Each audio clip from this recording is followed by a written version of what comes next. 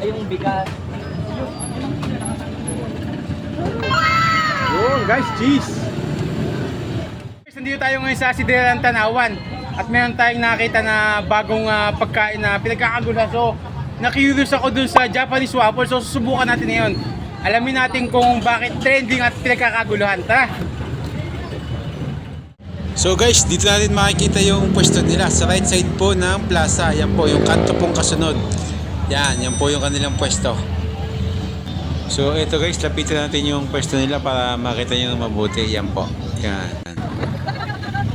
At ito na nga guys, dahil excited na akong matikman yung Japanese waffle, ay umorder agad ako ng 4. Ayan. So panoorin natin yung process ng paggagawa nila ng Japanese waffle.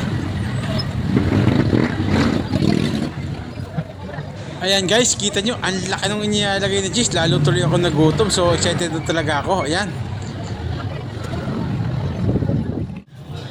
At eto na nga guys, tinuluto na, ang laki. So kung naamoy nyo sana, ang bango.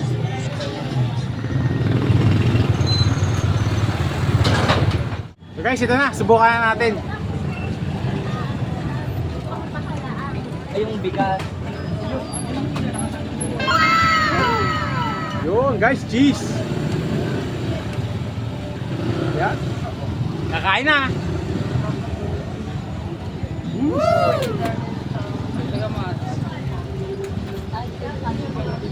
Kasi ka mama, tutuin kita dyan.